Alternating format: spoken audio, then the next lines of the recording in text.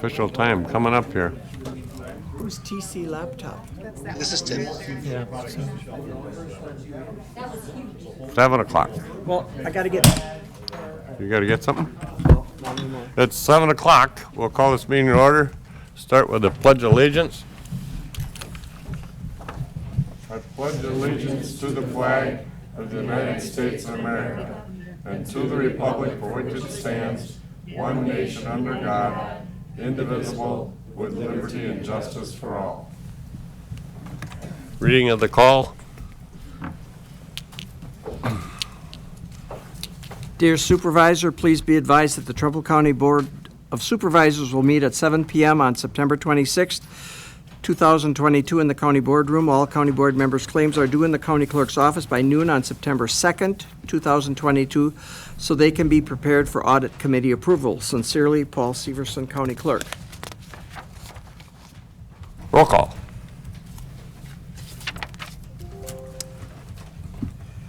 Bridget Turner. Here. Stacy Klein. Here.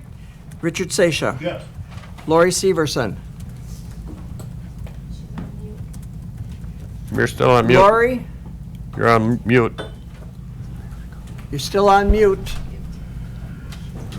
We know she's there, though. Andy Todd. Here. Heather Fritsch. Here.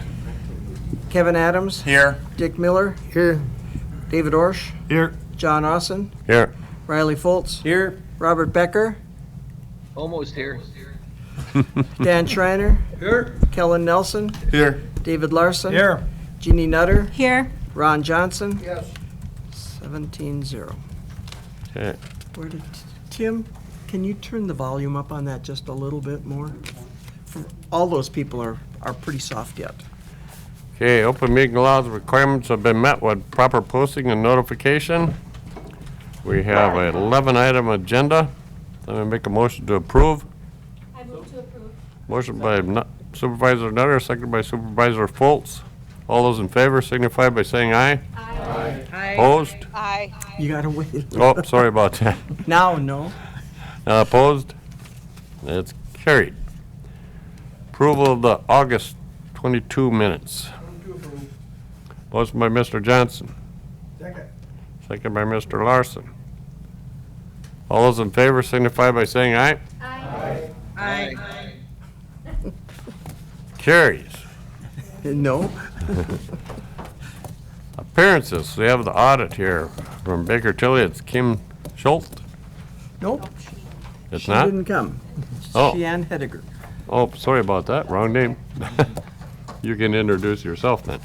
Will you sign these two things? She wants to take one back with her. Oh.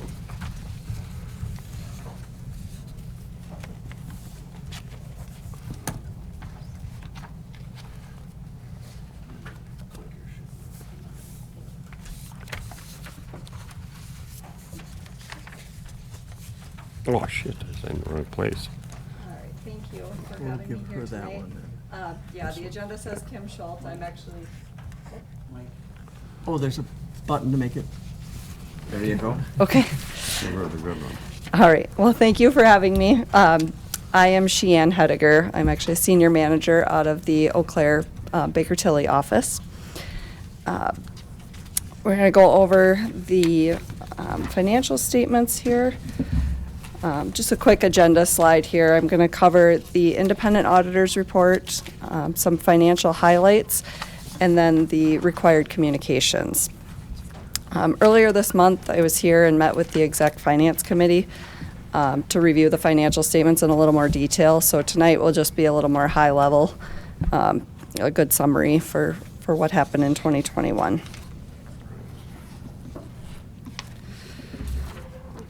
Starting out with the independent auditors report, if you do have your audit books with you, the page numbers on the slides are references to within those books, but otherwise what you really need to see in here is on the slides and the one-page handout that I handed out before the meeting. So at the beginning of the financial statements is the independent auditors report.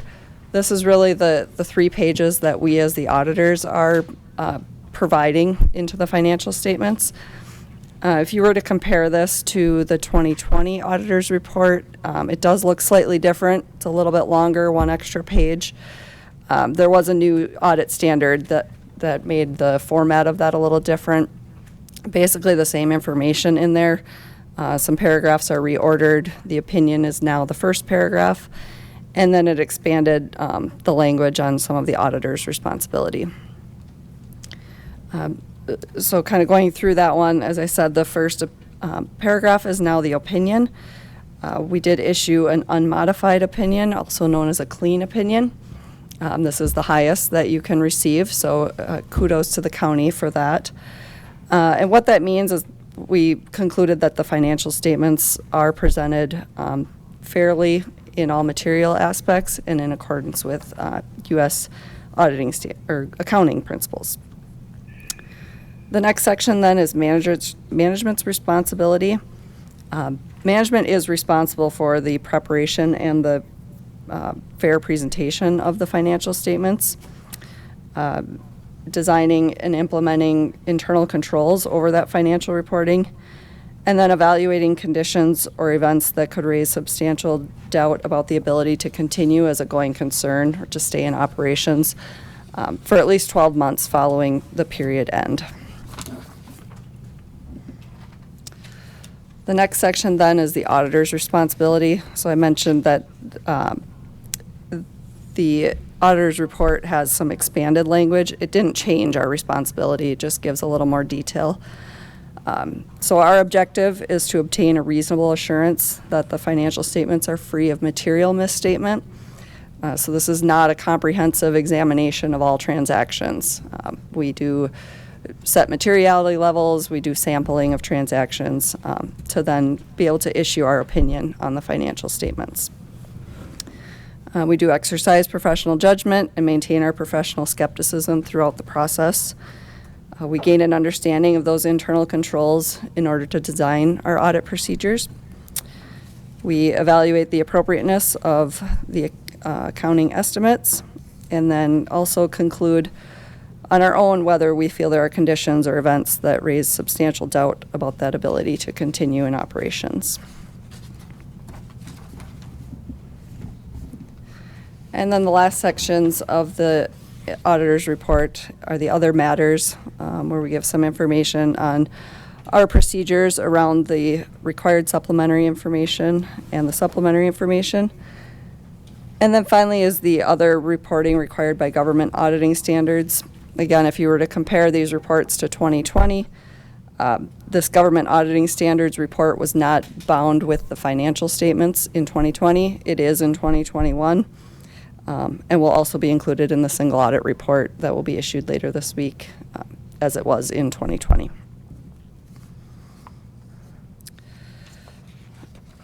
The next section I'm going to cover is the financial highlights. I did pass out that one-page numbers, graphs report. So within the PowerPoint here, I've got snips of that report, but you do have it in front of you to look at. So one of the most important metrics in the financial statements is your general fund balance. That is broken out into 5 categories. Those categories are based on restrictions, liquidity, and then any internal designations that are done by this group. There are more details within your financial statements on pages 44 to 46 that gives a little more detail of each one of these categories. But I'll just go through them here on a high level. The non-spendable fund balance are those that are not spendable because they're either in a non-spendable form or legally they need to be maintained intact. That $774,000 is made up of prepaid expenses, inventories, and delinquent taxes. There is no restricted fund balance in the general fund this year for 2021. That committed balance is the workers' comp reserve that the board had in a previous year committed by formal action to keep that balance there. And then the assigned are those that are designated for specific purposes, Most of that is the non-lapsing funds, and then amounts that have been set aside for the 2022 budget. And then the unassigned is just the residual kind of leftover available to be spent amounts. So total fund balance at the end of 2021 was about 10.5 million. That is a decrease of about 4.5 million from 2020. And really majority of that is because of the approximate $5 million transfer of 2020 debt proceeds, which were then transferred to highway in 2021. And then no such borrowing happened in 21 for 22, so it just brought that balance down.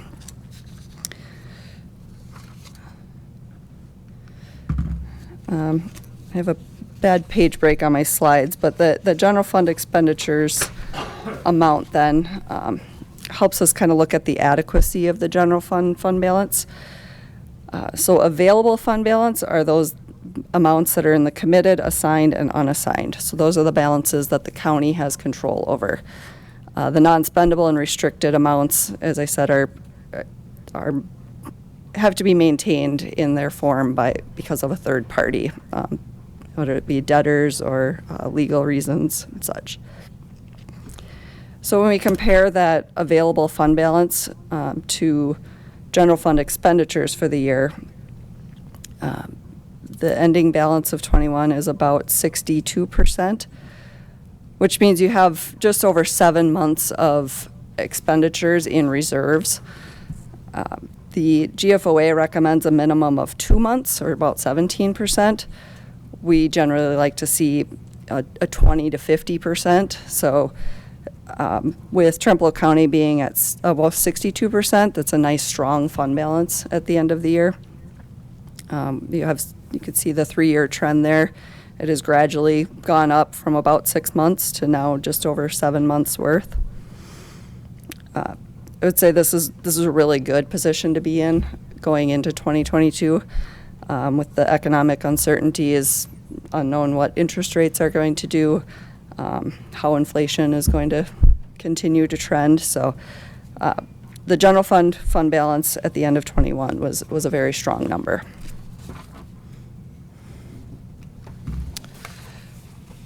Okay, then moving on, looking at the income statement, so kind of what led to changes of that fund balance for 2021. We look at revenues and expenditures compared to budget. Revenues were slightly over budget. About $405,000 of that is sales tax revenue that was over budget, and then an additional $572,000 that was transferred from Human Services to General Fund in 2021. Expenditures, showing quite a bit over budget there, 1.6 million or so. As I mentioned, there was that transfer to highway in 2021, about 4.95 million. That was not incorporated in the budget numbers. And then that's offset by some underspending in the general government expenditure categories of about $2 million. There is more detail. Page 57 in the financial statements shows a more detailed breakdown of the various revenue and expenditure categories compared to budget. Looking at cash and investments across all of the funds, so this is not just general fund, but all funds. The unrestricted cash is about the same as last year. Just to note that does include the $2.9 million of ARPA cash for that first tranche that was received in 2021, but not yet spent. You see restricted cash took a pretty significant jump. That's due to the jail bonds and the unspent amounts at the end of the year. And then those agency funds, those are monies that are held on behalf of others. They're not county money to be spent. So overall, the cash and investments, as expected, did increase quite significantly because of those unspent jail bond monies. And speaking of that, as we move down here to the long-term debt, You can see the amount outstanding went from 33 million to 72.6 million. The GO capacity, so that's calculated as 5% of the equalized value of the taxable property in the county. Your general obligation debt cannot exceed that amount. At the end of 2021, the county is now at 54% of the debt capacity. Again, those jail bonds took a good chunk of the capacity that was available. And just to note, healthcare center GO bonds were about 22.6 million at the end of 21, and that's 17% of that 54% capacity.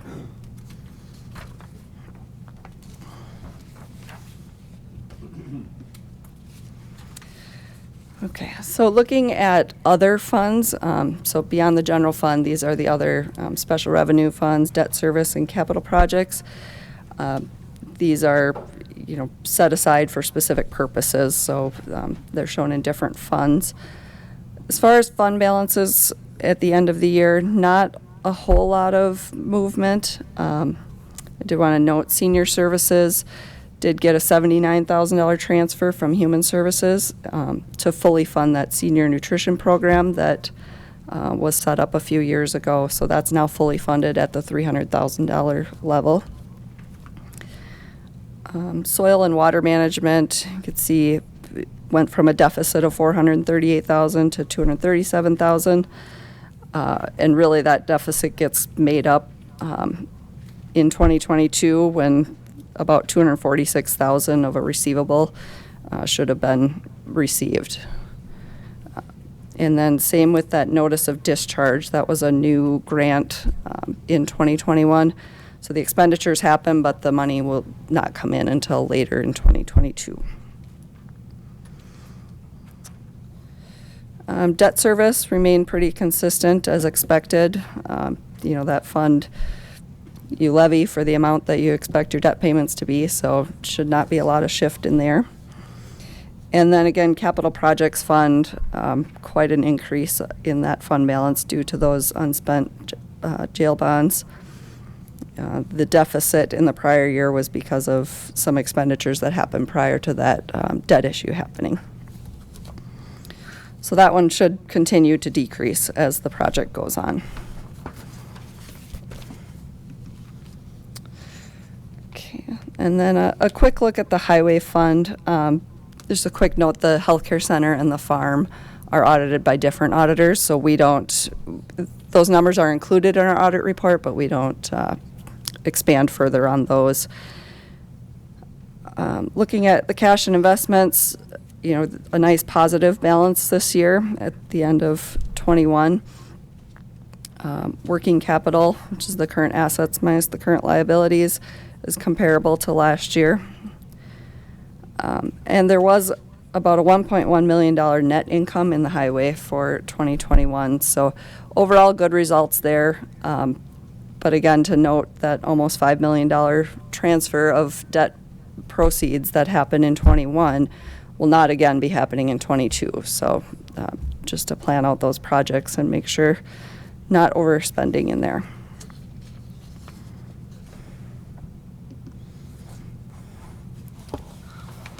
Okay, we have one more measure here on an analysis of the debt service for the governmental funds. So this is all of the funds excluding healthcare center, farm, and highway. Total expenditures for the year, about $33.6 million.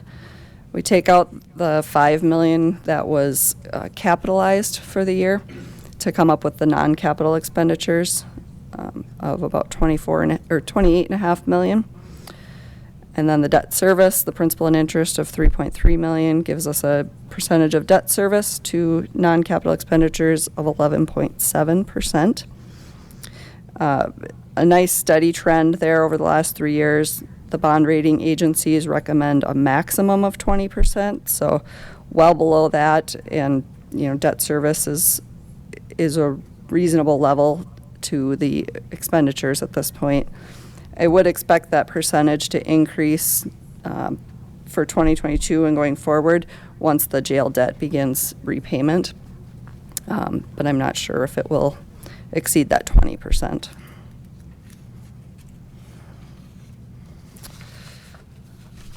So that's the high level on the numbers. The required communication, this is in that second report that we issue. That's outside of the financial statements. Yep, with the big pictures on it. Please do read that. There's a lot of good information in there. There's some resources for you as the county board as well. But just real quickly here, we did, again, report an internal control material weakness over financial reporting. This is because we as the auditors prepare the financial statements and some year-end journal entries. And so it's very common for an entity of this size, not a lot of, no CPAs on staff, and just not the resources to hire the people in-house to prepare those complex entries. And you can see the 100 pages or so of financial information. Some of the other required communications at the end of that report is the two-way communication regarding the 2022 audit. So it gives some information about some of our planned procedures for next year. There's also a list of questions in there that we'd love for you to think about, and if there's any comments or concerns that you would have going into the next audit, any areas we should be looking into, please feel free to reach out to us at any time.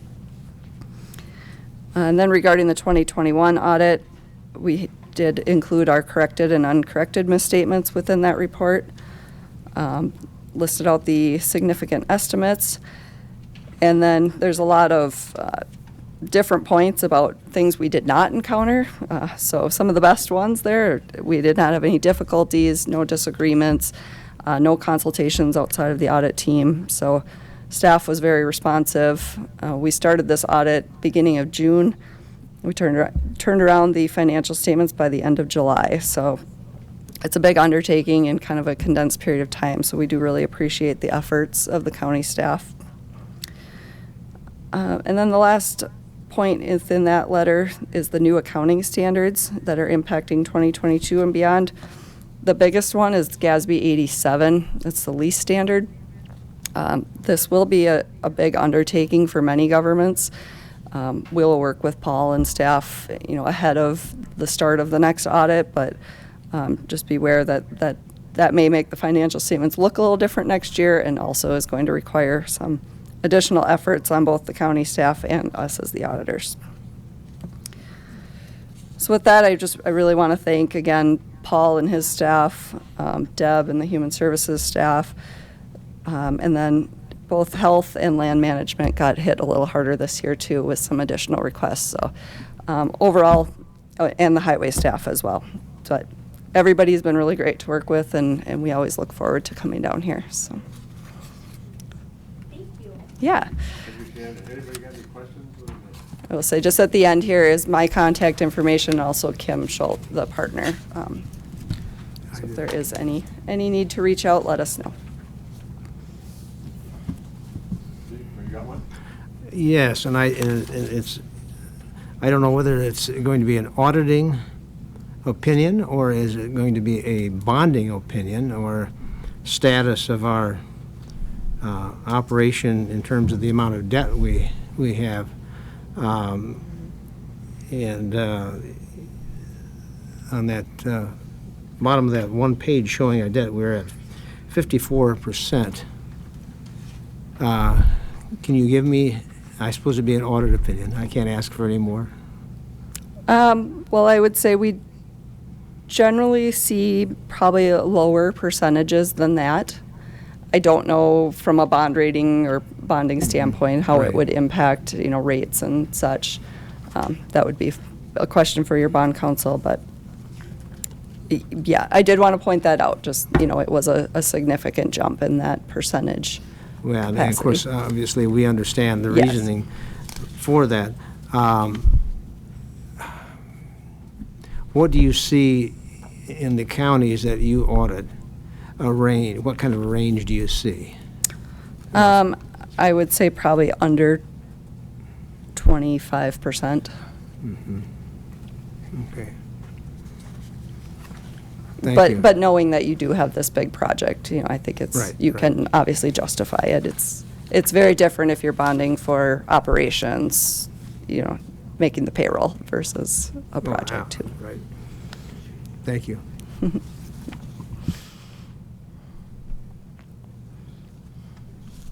Any other questions? Seeing your hand up, thank you, Sheena. Thank you.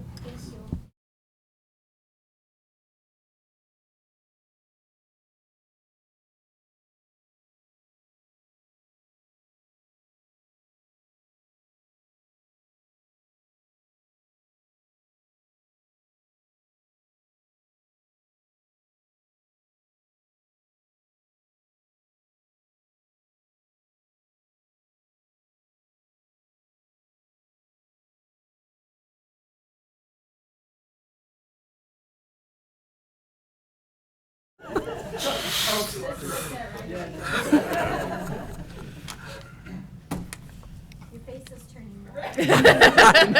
Hers is too right now. Evening, everyone. Just give you an update on the project. Continues to move along very well. More and more tradespeople are on site now as the building starts to become enclosed. So the roof has began to be installed. Slab on grade continues to be poured.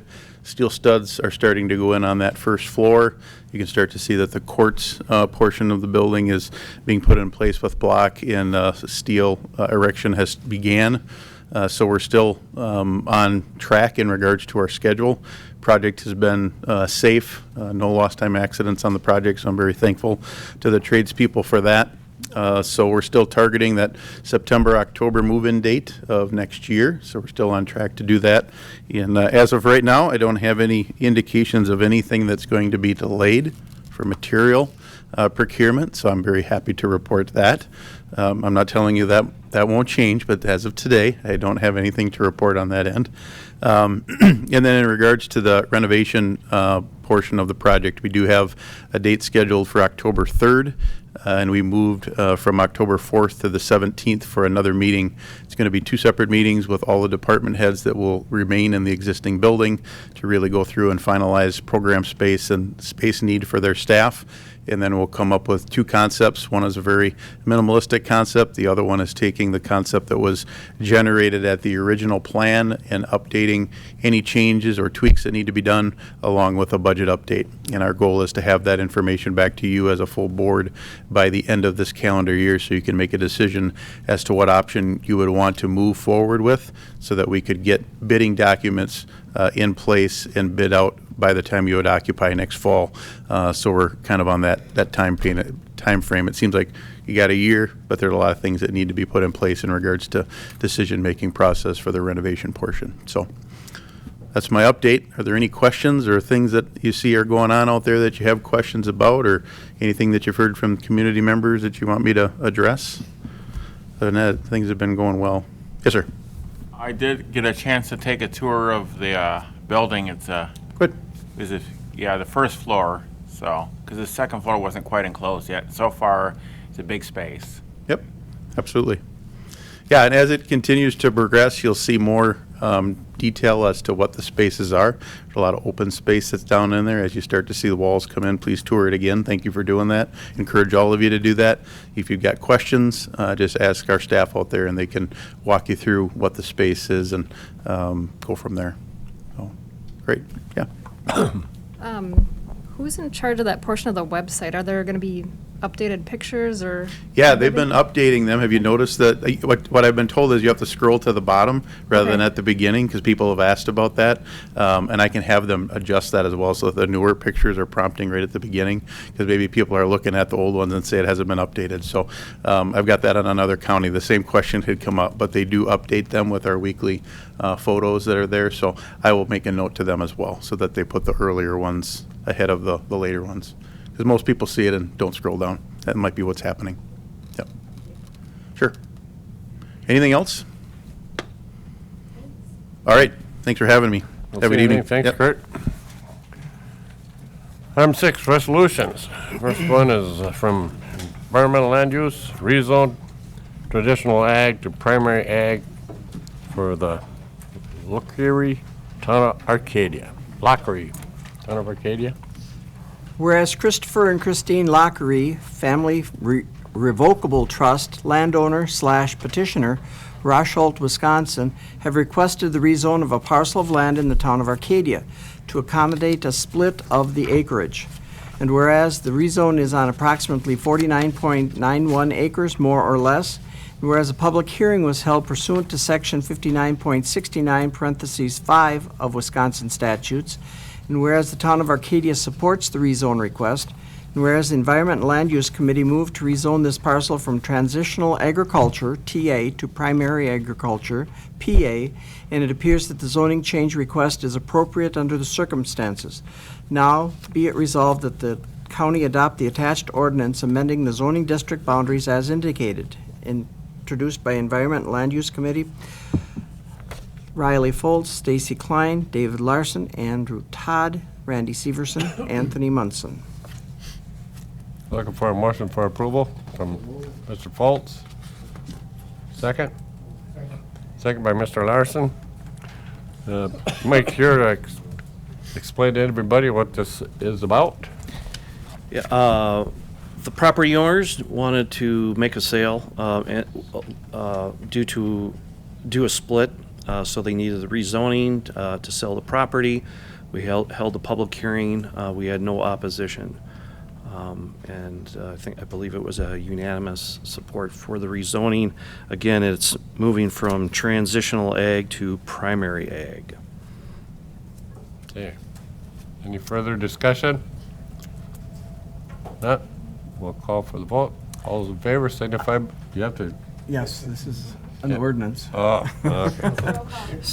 Roll call vote. David Orsh, Yes. John Usson, Yes. Riley Foltz, Yes. Robert Becker, Yes, yes. Dan Schreiner, Yes. Kellen Nelson, Yes. David Larson, Yes. Jeannie Nutter, Yes. Ron Johnson, Yes. Bridget Turner, Yes. Yes. Stacy Klein, Yes. Richard Seisha, Yes. Lori Severson, Yes. Yes. Andy Todd, Yes. Heather Fritsch, Yes. Kevin Adams, Absolutely. Dick Miller, Yes. 17-0. Okay, it's carried. Item 2, County Conservation Aid Strum Rod and Gun Club Dash Community Trails.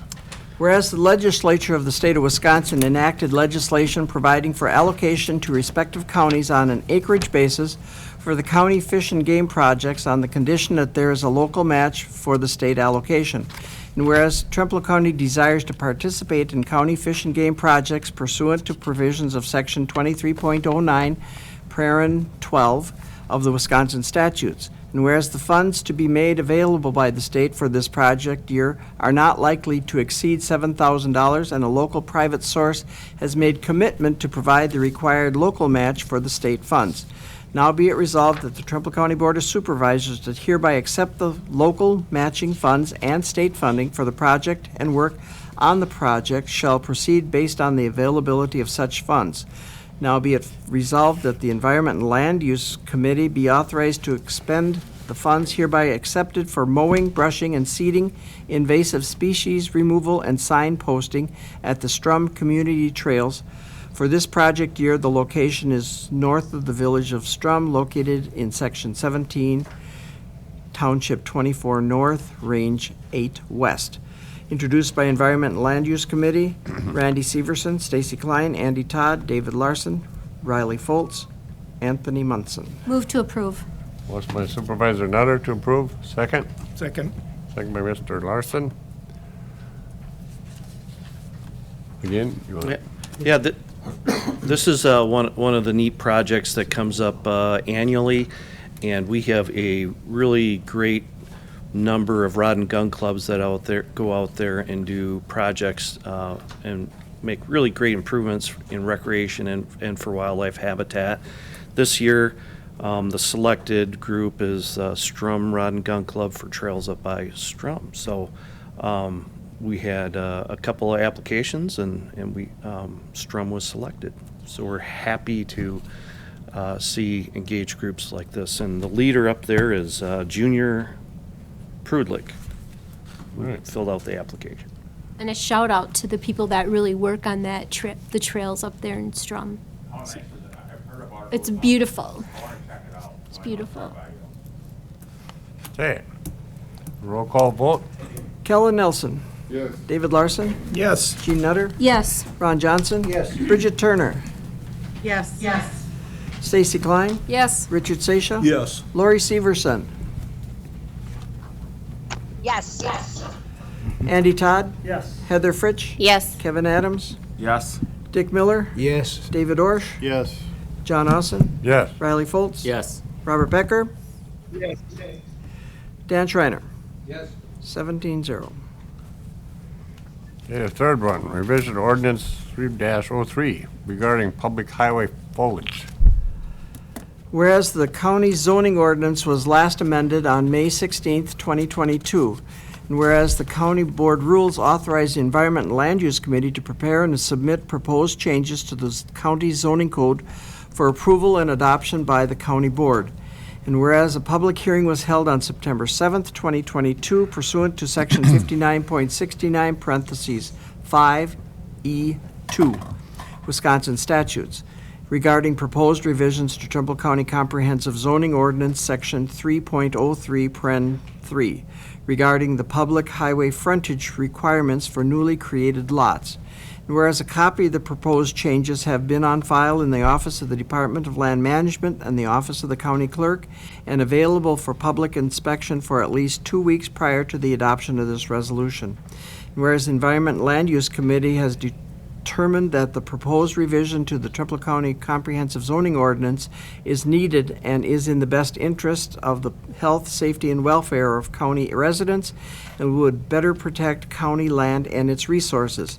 Now be it resolved that the Trumbull County Board of Supervisors hereby adopts and approves the attached revision to the Trumbull County Comprehensive Zoning Ordinance Section 3.03 paren 3, introduced by Environment and Land Use Committee, Riley Foltz, Stacy Klein, David Larson, Andy Todd, Randy Severson, Anthony Munson. Looking for a motion for approval. Motion by Supervisor Foltz. Motion seconded by Bridget Turner. Any All right, this ordinance is related to our public road frontage requirement, which is 100 feet.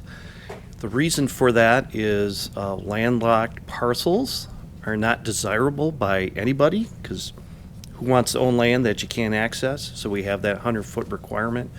There's many, many acres of land in this county that happen to be between a railroad and a river.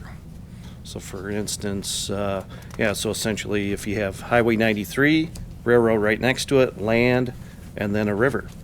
Well, if you want to split some land and sell it to somebody, you can't do it under our current ordinance because it's physically impossible to get 100 feet of frontage. So your only option is to sell to adjacent property owners. So that could be as little as one property owner. So this ordinance amendment creates an option for people to meet a new requirement or to have a different standard because of their location behind the railroad. And essentially what the ordinance asks is if you're going to split your land, that you create a 66-foot wide easement to an existing railroad crossing.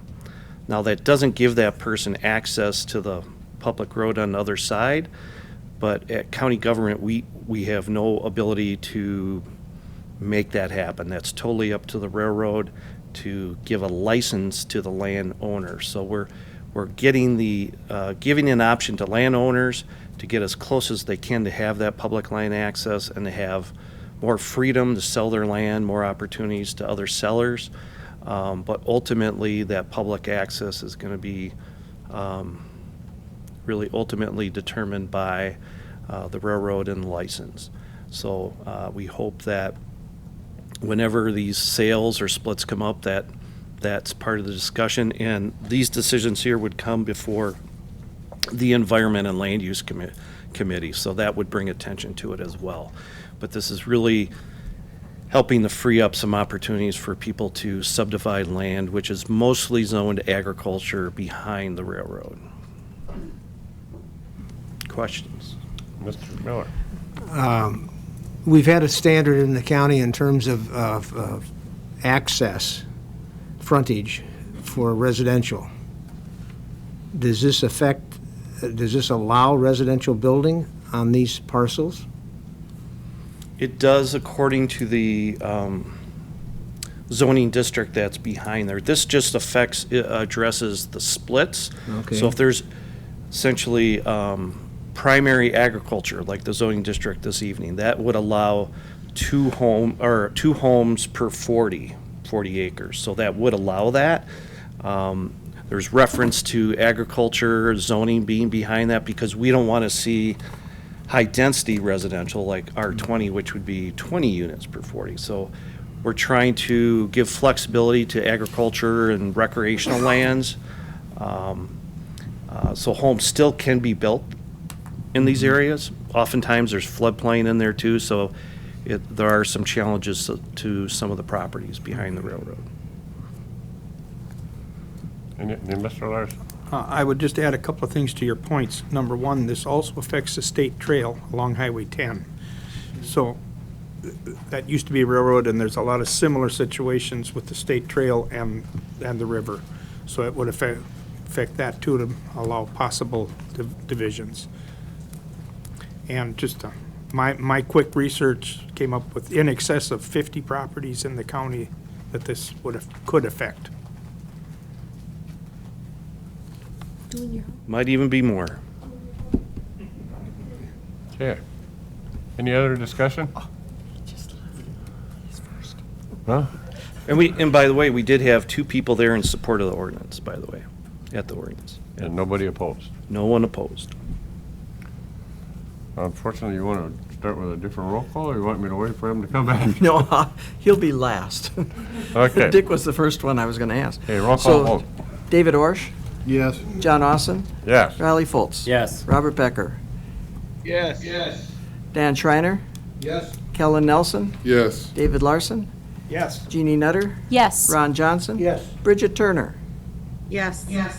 Stacy Klein, Yes. Richard Sasha. Yes. Lori Severson, Yes. Yes. Andy Todd, Yes. Heather Fritsch, Yes. Kevin Adams. Yes. Dick Miller, Yes. 17-0. Okay. Thanks, Mike. From Exec Finance, we have participated in Property Assessed Clean Energy Program. Whereas pursuant to Wisconsin Statute 66.0301, 2 or more municipalities of the state of Wisconsin may by contract create a commission for the joint exercise of any power or duty required or authorized by law.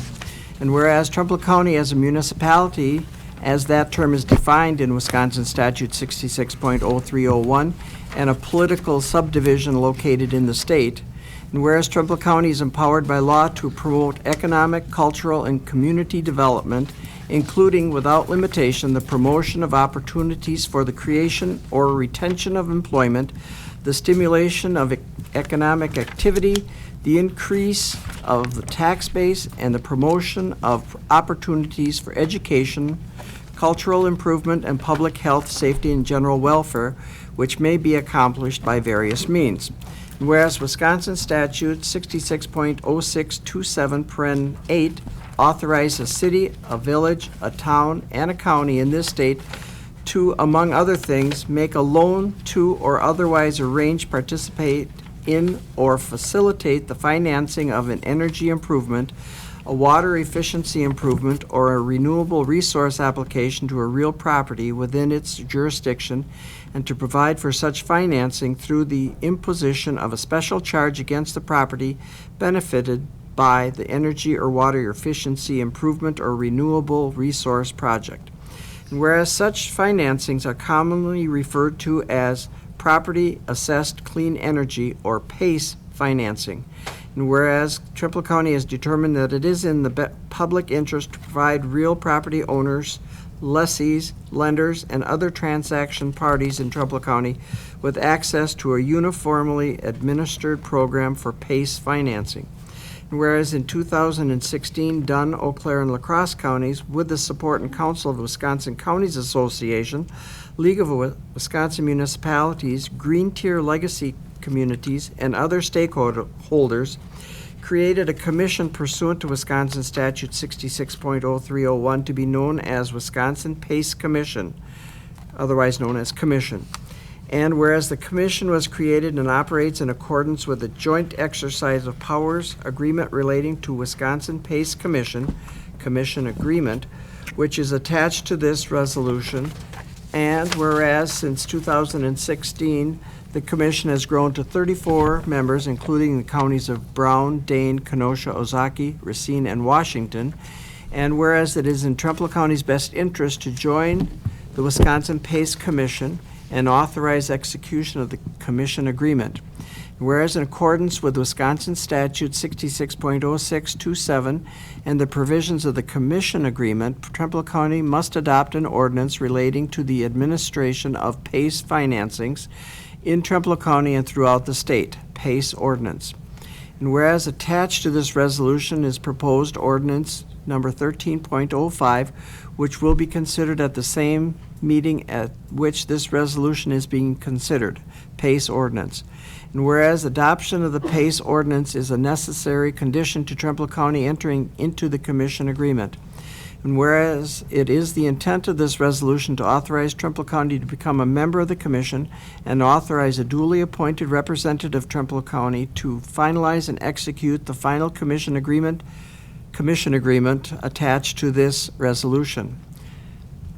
Now, therefore, be it resolved that the Trumpealeau County Board of Supervisors hereby approves the draft commission agreement, a copy of which is attached to this resolution, and authorizes and directs the Trumpealeau County Board Chair to sign such document.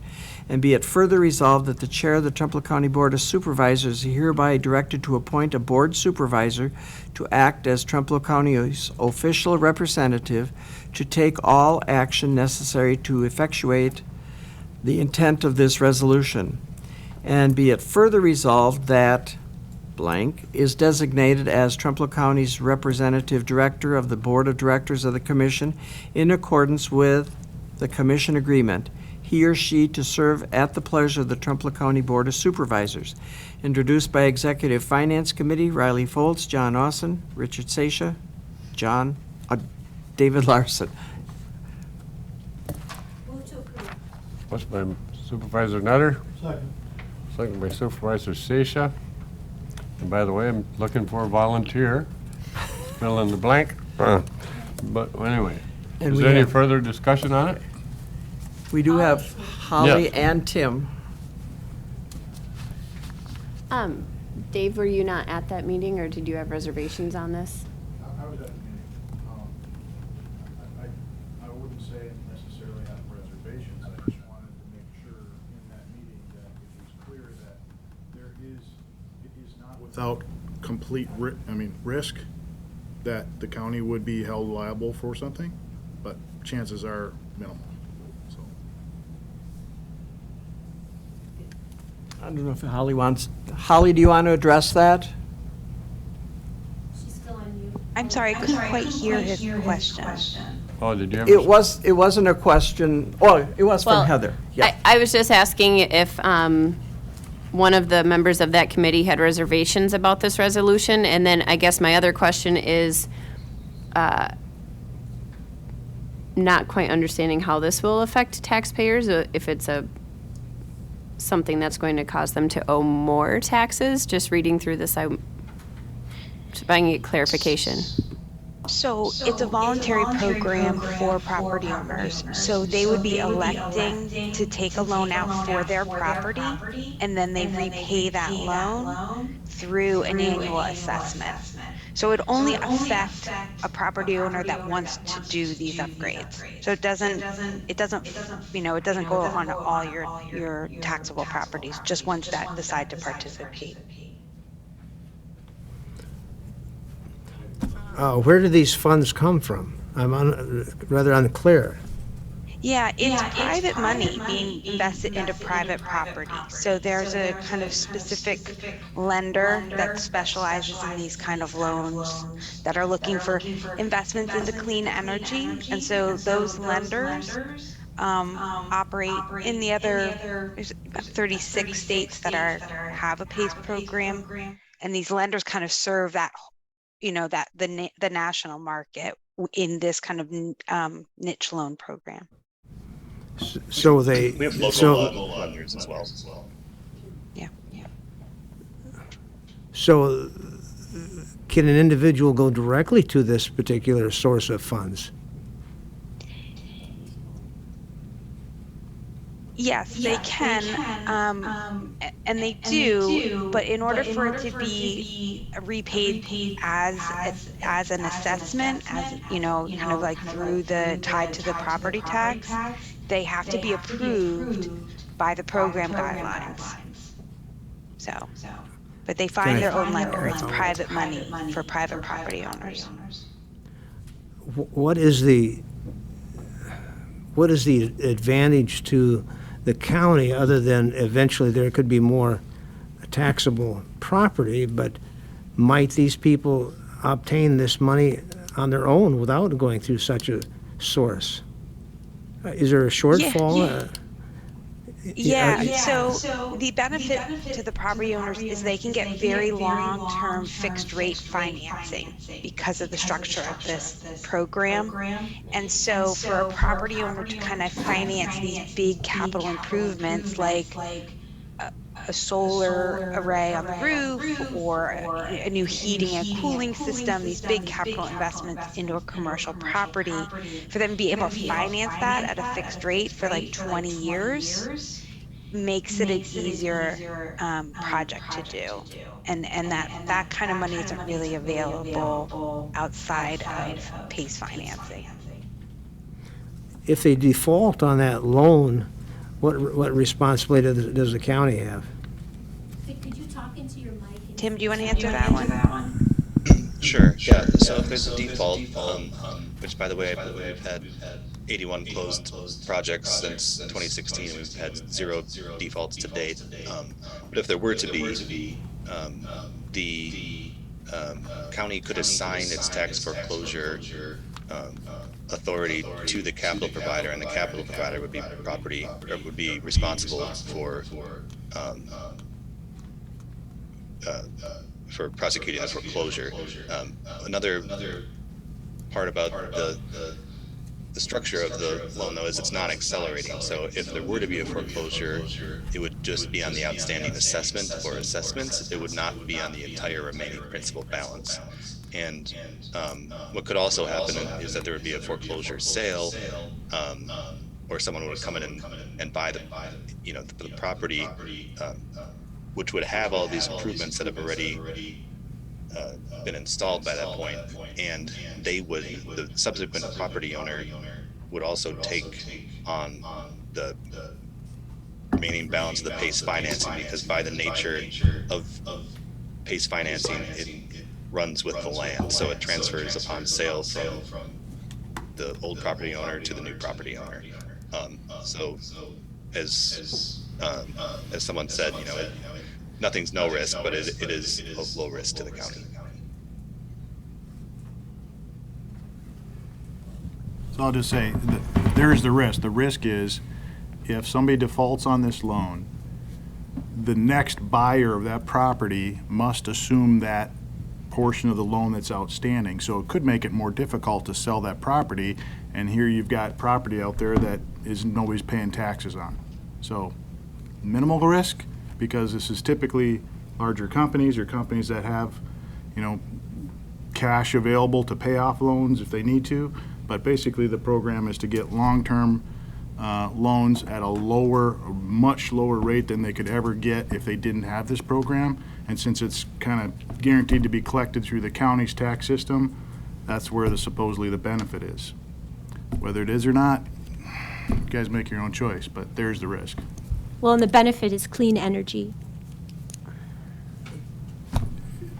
Yes. Any other The comments? benefit Go ahead. Go ahead, No, Holly. the benefit is clean energy and also upgraded buildings, right? So we see this tool used in other jurisdictions as an economic development tool to redevelop older properties. And in your case, it was brought to your county because there's an employer in your county with a large property that is looking to use this type of financing to make investments into their facility, which will make their business stronger and, kind of their operations more long-term. Mr. Chair? Yes. This may be my third time, I don't know. Go ahead. When you say long-term, I have two parts to this. Long-term, if you could define that, and then interest rates, can you define, say in today's market, can you define what those are? So I can speak generally about interest rates, and the term of the loan is determined by the useful life of the equipment which they're installing. So if someone's putting the easiest example for me is a solar field, right? Solar panel array. Those have a 20 or 25-year useful life from the manufacturer. So the loan would be over those 25 years. So the term of the loan is based on the usefulness of the equipment. So we're not financing beyond, when it's good till. And then the interest rates, they vary because they are fixed rate for that longer period. They do run a little higher than commercial loans right now, slightly. But again, they are fixed rate, and with the markets being kind of, you never know where interest rates are going to go over 20 years. So they're fixed rate, so the property owner knows exactly what their annual payment is for the whole life of the loan. We're looking at generally around 6% or a little bit above that right now, right, Holly? Yeah, I'm still seeing a few 5.5 to 6.5% is my range I'm seeing come through. Right, okay. Any other questions? I guess my only other comment would just be these business owners, I guess, can choose to go private if they want to, but that the business owners could still choose to go private if the private sector has better interest rates than they do. Yeah, this is totally up to the property owner to make this decision for their own finances and their own building. So it's supporting businesses, but they're choosing whether they want to utilize it or not. And you had a letter, I think, provided to you from Pilgrim's Pride regarding their interest in using the program. They did use it at another facility they have in another state.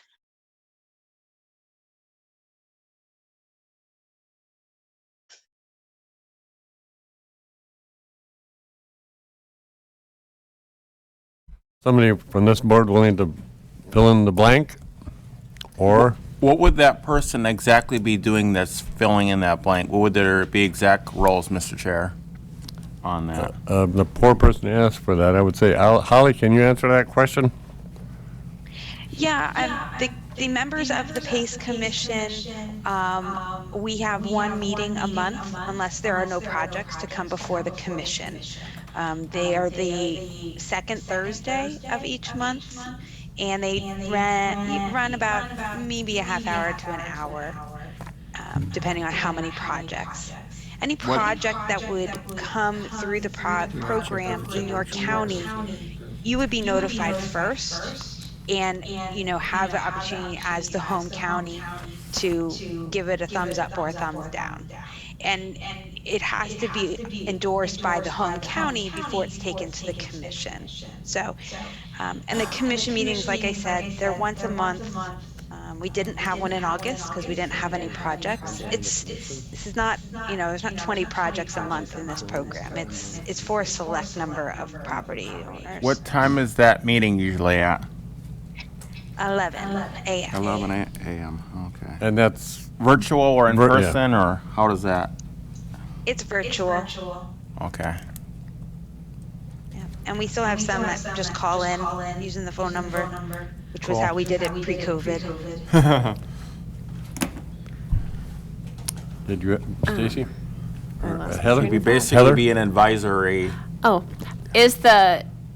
she said that the county gives it a thumbs up or thumbs down. Is it based on just the person who is the go-to person, or does it come before the whole board again? I mean, that would be up to your process at the county. We would send it to, your county clerk and the point of contact from the board. And, whether, if you're taking on, if the board member taking on the role of a commissioner is entrusted with that responsibility and representation, but, what you do with that is. I think I would like to see it that whoever gets this position would report it to the full board for a vote to make, can't be that urgent to get a loan through that you can't wait a minimum of 30 days or whatever. These projects do go through a pretty rigorous application process before we bring them to the commission. The program guidelines is about 56 pages right now, and outlines exactly how they have to demonstrate the energy savings or renewable energy that they're generating, as well as a commercial property appraisal and several other documents before they're brought for approval. So it's a pretty rigorous application, and we do try to, well, we don't try, we only bring forth projects to the commission that have met all of the requirements of those guidelines. I would volunteer if nobody is interested. Anybody else? I've got a question. Yes, go ahead. One more question. This is to Holly or Tim. Tim. Is this only, is it directed towards commercial properties? Yes, that's correct. So in commercial, it's defined broadly. So the only properties that are excluded are government-owned properties or 1 to 4 unit multifamily residential. Otherwise, mixed use, hospitality. We've seen senior living and assisted living, agriculture, manufacturing. Can be any of those types of properties would potentially qualify. I have a volunteer. Do I have to get a board approval for the volunteer or just appoint her? I think we can add the name to the resolution that's being considered, Okay. whatever name that is. Okay. If that's okay with everybody, we'll add Jeannie Nutter to that name to that list, and thanks for volunteering. Now, is there any other discussion on the PACE, what do I call it, PACE program? No, we'll call the roll for the vote. Riley Foltz, Aye. Robert Becker, Aye. Dan Schreiner, Aye.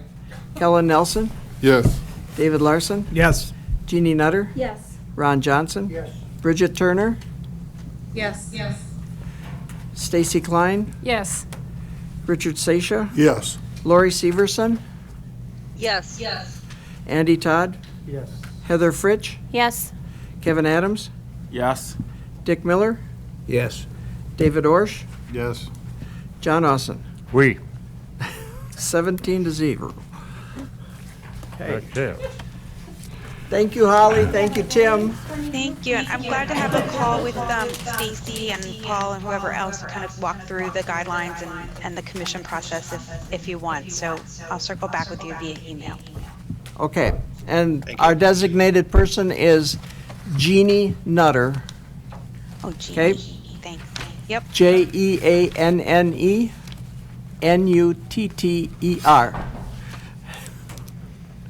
Great.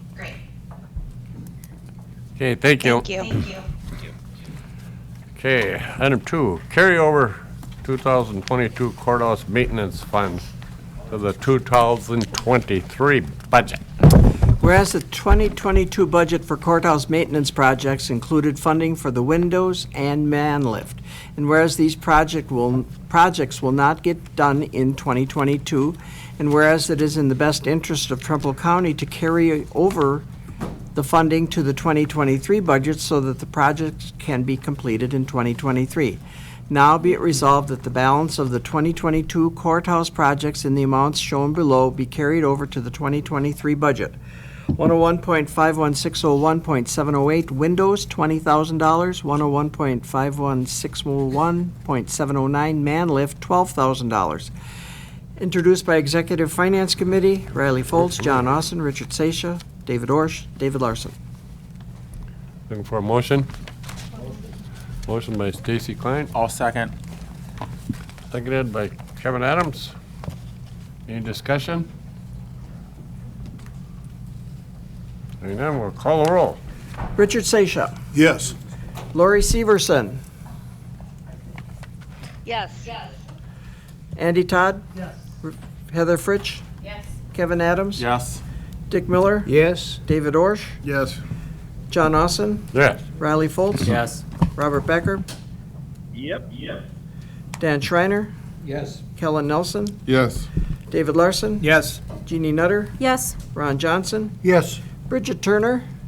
Yes. Stacy Klein. Yes. 17-0. What is a man lift? So like a You've seen forklift or? those scissor things that go up and down, lift Scissor What is lift. up and down? Like Window cleaners? Oh, okay. All right. And they're gonna need it in the new entryway, because it's, Okay. yeah. Good deal. I just didn't know. I was gonna Google it. I suppose it should be a person lift because it's proper etiquette Or a nowadays. lift. A scissor No. lift, yeah. Yeah. What do we have it in there as? Man lift. Oh, it's a scissor lift, basically. But anyway, okay. Well, that makes more sense then. The next one comes from Human Services, Personnel Bargaining, and Exec Finance Committees, and it's to separate Human Services, Unit Supervisor, and Deputy Director. Whereas the Human Services budget has grown by 87% in the past 10 years, with only 19% of which growth funded by county levy, and the Human Services staff has grown nearly 60% over the same time period. Whereas in 2020, the Human Services Department created a part-time deputy director position that would be filled by a staff member who also continued serving as a unit supervisor. And whereas the current configuration of a single person balancing both deputy director and unit supervisor duties has resulted in having less staff supervision time for the behavioral health staff and not enough capacity for the deputy director duties such as grant writing, managing special projects, program improvement, and finding alternatives to placement.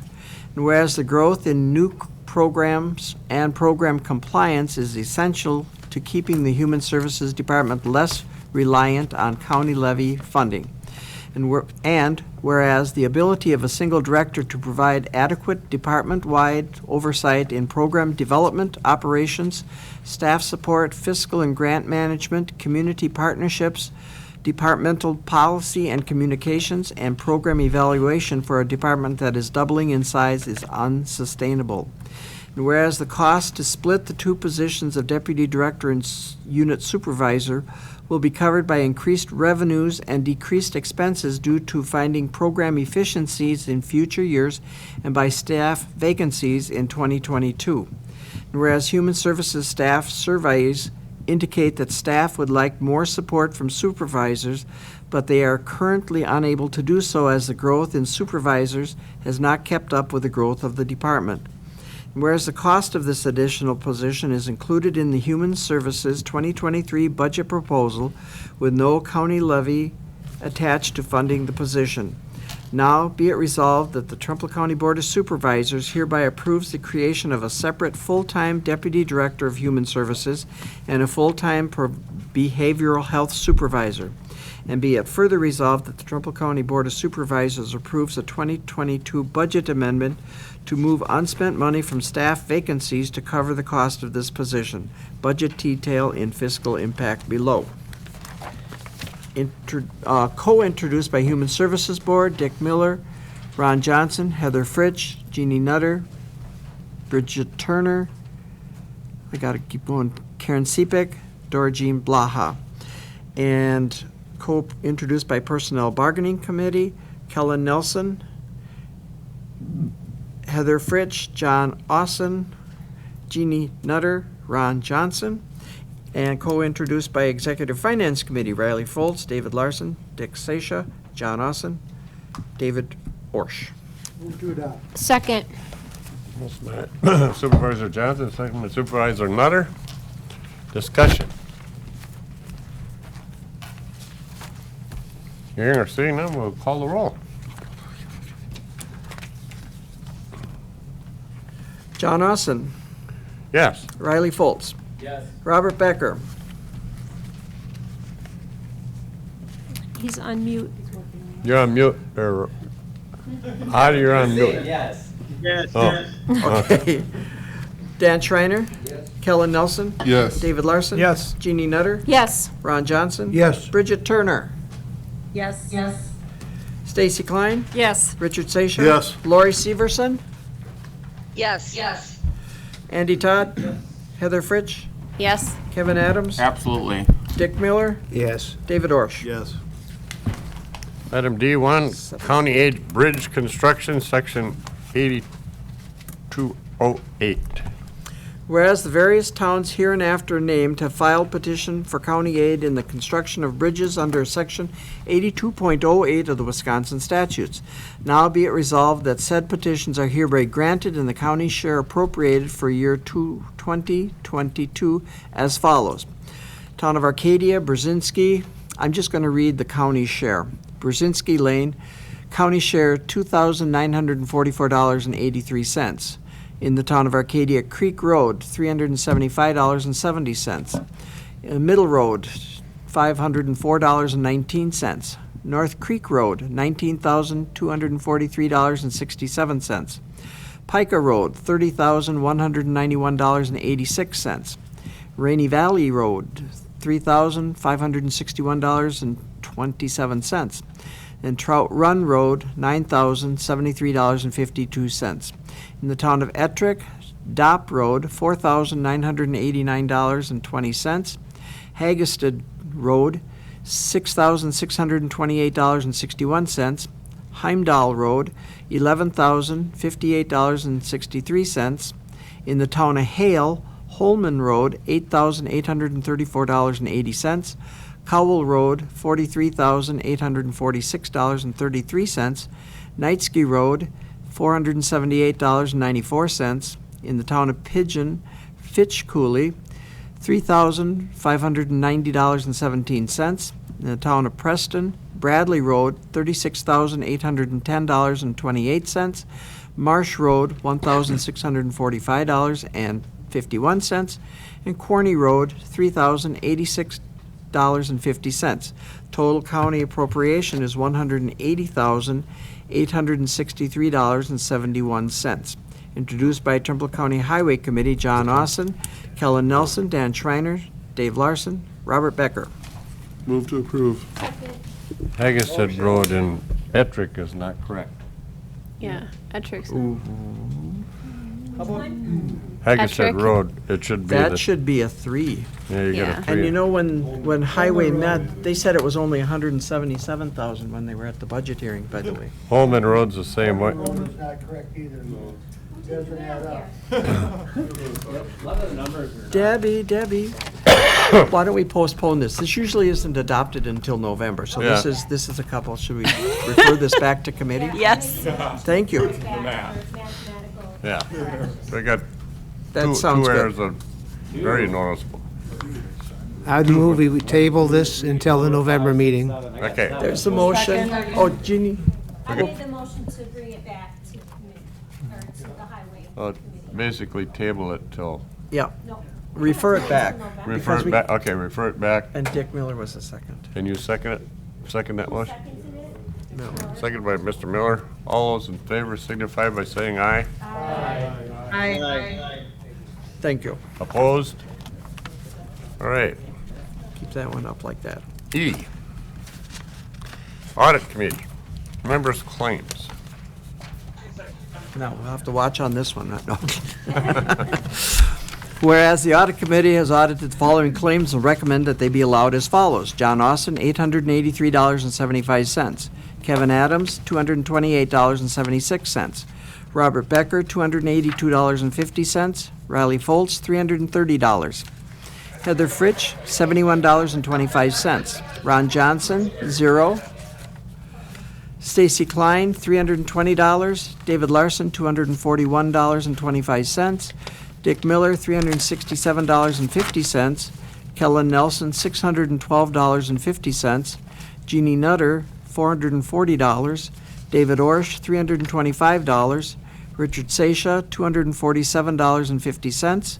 Dan Schreiner, $403.13. Lori Severson, $0. Andy Todd, $376.25. Bridget Turner, $90. Grand total per diem, $4,200. Expenses, $1,019.39. Grand total, $5,219.39. Now, be it resolved that the claims be allowed as shown, introduced by Audit Committee, John Austin, Riley Foltz, Robert Becker.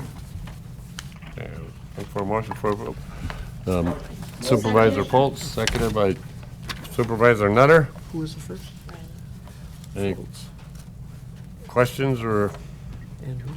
otherwise, we'll just call the roll. Ron Johnson? Yes. Bridget Turner? Yes. Stacy Klein? Yes. Richard Seisha? Yes. Lori Severson? Yes. Andy Todd? Yes. Heather Fritsch? Yes. Kevin Adams? Yes. Dick Miller? Yes. David Orsh? Yes. John Austin? Yes. Riley Foltz? Yep. Robert Becker? Yes. Dan Schreiner? Yes. Kellen Nelson? Yes. David Larson? Yes. Jeannie Nutter? Yes. 17-0. I don't have any elections or appointments at this point, but Kevin Adams would like to talk a little bit about our WCA convention we had here last week in the Dells.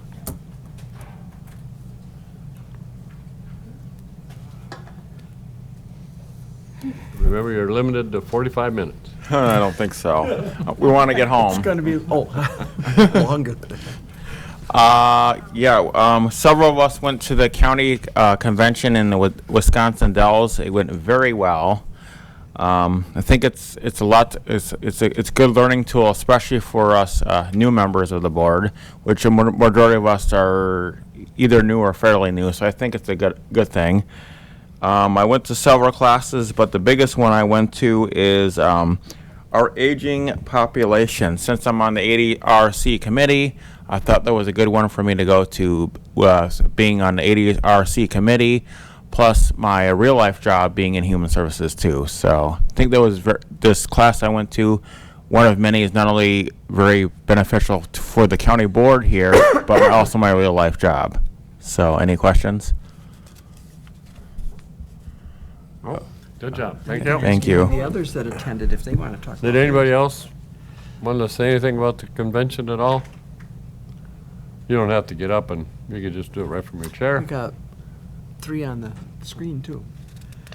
Bob or Lori or Bridget. I don't see anybody waving their hands or anything, so we also have Jeannie Nutter would like to speak on the picnic we just had here on Saturday for the... I would just like to give a shout out to all of the people that made the 50th anniversary celebration for Petrick Park be a success. The ELU, Mike's group, Reed worked really hard. There were people from 4-H. Andrea was there. We had over 200 people there. And a big shout out to WHTL, they were like the MCs. And I believe it was, who was there with, was it Kevin who spoke at the last and talked about the park is like the movie The Field of Dreams? I mean, he had people almost in tears when he was talking. Yeah, it was really great. Olin Femright and his wife came, and it was so fun to see them. And Doreen talking about the Friends of Petrick Park, a group that we're starting, and her family, the Matchy family, the Petrick family, the Malashevsky family. It was just, it was kind of like the best thing I've been to all year. And it was fun to see all the people who had, like Judy Foss was there, and she was involved in the 4-H kids back in the day, like 40 years ago. I don't think Stuart was there, the 6th grade, Stuart Dodge, who brought all the 6th graders there. But everybody had great memories of the park, and it was really, really, really a good event. So a big shout out to Mike's group and staff. And Becky, she developed the s'mores thing, and it was so great. They were packaged in a Ziploc bag. You got 4 little crackers, 2 marshmallows, and 2 hunks of chocolate. So if you ever have a birthday party with your kids and you want to make s'mores, that was a great idea. So it was great fun. So. Okay. Thank you. How many did get at a wedding? I can go there. There were over 200 people there. Any members of the board other than? Kevin, you were there? Stacy was there? Okay. We had like 4 people there. That's good. All right. Committee, exec finance, budget, and general fund sales update. They were all in your packets. Okay. Correspondence, did you have any correspondence? No. Nothing? Okay. Item 10. Do it afterwards, okay? Wait, Look. maybe he will. Oh, Do you want to just, how do you want to do that? I don't think I think we won't do it right now. Okay. okay. Keep going. Okay, instruct clerk to pay mileage. Looking for a motion. Motion by Mr. Johnson, second by Ms. Nutter. Stacy Klein. Yes. Richard Sasha. Yes. Lori Severson. Yes. Andy Todd. Heather Fritsch. Yes.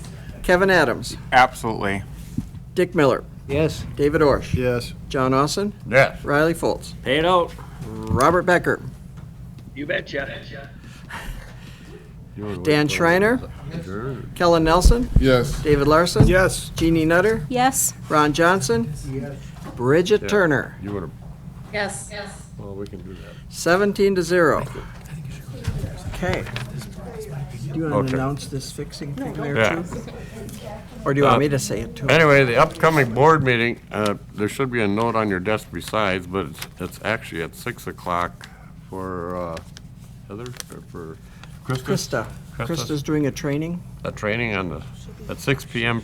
prior to our regular board Who's doing the meeting training then? on the Hold on. 17th. We'll have to So, find out who's doing that training. She might have a baby by then. yeah. We have Mr. Niemeyer. That ain't happening in here. You know what? How do you know what it's on? Huh? Is it on harassment? I think it's, That lady. oh, the lady Say from someone comes Real in Living. and sees Yeah. that. It's on your call letter you got too, so. And it was, she Yeah. also did it for staff, so. Yes, The meeting is yes. starting at 6, It's and that's a the first part of it, representative correct? from Yeah. Real Living, which we contract with. Do you have So anything you wanted to add? 6 o'clock on that night. No. I just have a quick question about the November, at the end of our packet is November XX. Okay, Rick and I are working on that with the executive committee. It's on their agenda for next Monday. The problem we have is that by our ordinance and by Wisconsin statute, the November county board meeting has to be the first Tuesday after the second Monday. Okay, that's in the statutes. And that turns out to be November 15th. And since November is the month we adopt our budget, November 15th is the day that I have to have the apportionment done. And there's no way you adopt it and me do it in less than an hour. Okay? So we're working on changing it. Hopefully, there'll be a resolution at the October meeting saying to suspend the rules and pick an earlier date for me. Hopefully a week's, calendar date. No. hopefully a week The sooner. Wisconsin statutes or? No, the No, statute we and the can ordinance allows suspend for a our- method to change the date, so. Okay. You can actually do it in Suspend October our or ordinance November. rule. During the day, right? It's a Yeah. 10 o'clock morning meeting. Well, you don't know which days I can take off work. More likely the first, the Tuesday prior. Yeah, the 8th. That's election day. I know, but we'll be during the day and the election will be going on during the day, so. We don't start until, Yeah. What? I'm not sure election day is a good day to have it. Huh? I'm not sure Okay. election day is a good day to have that's it. that's why Rick and I and the exec committee are working on it. Can we do it, can we do it on a Monday? You can do it anytime in October or November. I don't want it in October. Okay, which is fine, but that's what the statute allows. Because the other thing, to adopt the budget, I have to have it posted, printed in the paper 15 days before. And we've been working on our dates and making sure our budget hearings get done so that I can get it to the paper so it's published in time for county boards. So I would like it sometime that week of the, There's 5 Tuesdays in November, so. but But it has to 3 be of done. them are out of it. Why can't it be Monday or something like that? The It normal could Monday be a date? Monday, then maybe the 7th. The 7th? Assuming it's not out. has to be in the morning though? It's always been a day meeting. Exec finance meets that day too. Oh, that's exec finance meeting? November 7th? No, that's the week prior. Where is it, the first Monday? Let's see. Um, It'll be the first, that's the first How about- Monday. How about the 9th? That Wednesday? Wednesday? Wednesday, the 9th? Usually there aren't meetings on the 9th, or on the Wednesdays. What? Look at your calendars for the 9th. That works for me. That works for me. That's a The Monday. 9th of It's a Wednesday. November? Huh? November 9th, a Wednesday. Am I in the wrong year or We what? just have to stay away from, Yes. we have to stay away from the 11th because that's Veterans Day. Yes, correct. Turn your phone off and turn it back on. Oh, I was looking at October. But we'll have a resolution at county board in October. Correct. Yeah. Okay? We maybe can have it narrowed down there. Isn't Yeah. it, it's a public meeting that, it's a pub, I mean, It's a regular county board Right. meeting, it's just that it's our annual meeting. it's our budget. Annual budget, huh? And usually, They call it the big one, yes. Sometimes there's a lot of people that come to this. usually it's, Sometimes For a public, starts at 10 and we have a break for lunch and then should be done by 2, but. We have to listen to Paul for an hour and read the. Yeah. don't you know, everybody times me on that, and I've done it in 28 minutes. Good job. So my longest was 32 minutes, so I'm right in that. I just got to keep a wet whittle. Numbers. It's, If there are no other business, we can adjourn at 8:27. November 9th was what you gave. we're Well, We're- tentatively. we're pointing at Tentatively. that one. For an October. I think